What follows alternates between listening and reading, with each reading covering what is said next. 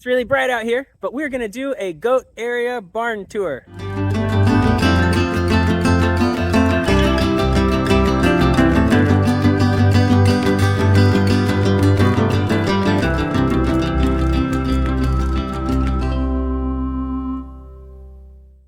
So this, I can't see the camera, but maybe you can, is our goat area with my lovely wife who's in charge of the goats. You come in, like this. And we've got some logs where the goats can do some sort of ritual worship. We've got a pasture where the goats can go eat stuff and drink water. They go that way. Through the gate. And we close that gate every night so that they don't get eaten by bigger animals. And inside the barn, it gets dark. In the barn, gives like a general overview. Here's the barn where the goats live in the evenings. We have it split up into a few different stalls. So over here is the baby barn area. We call this the kids stall. It's where we keep all the babies at night when we're milking their moms so they don't steal all of our milk. That's right. At night. And I really like the latch because it's just a couple of eye bolts with a stick in it. Gate.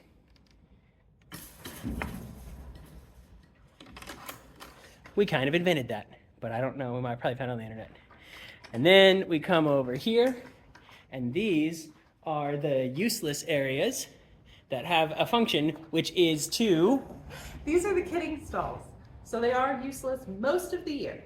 But come January, February, March, and April, they will be in high demand, lots of use with all of our mamas who will be giving birth then.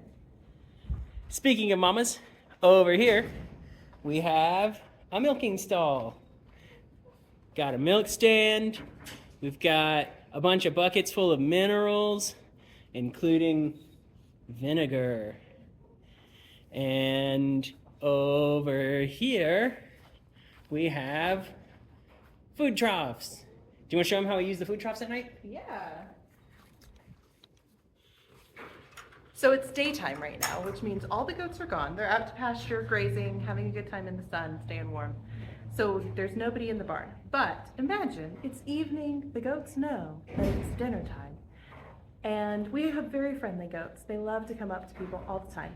And so I'm not standing here calmly, casually opening the gate. I'm fighting for my life through the sea of goats who want to be fed. So picture, as I go through the goats, how on earth would I feed them in their troughs when they're trying to knock me over to get the food out of my hands? So instead, from the safety of my milking area, I get their food while they are completely locked away from me. We keep their alfalfa over here. I get a big scoopful, come through my own personal gate, so that in peace, I can fill their troughs. I'll fill up their troughs, lots of food, and right here, all of the goats are dying to get in. But I don't let them yet, because I have to get behind the safety of my gate so I don't get trampled by the goats.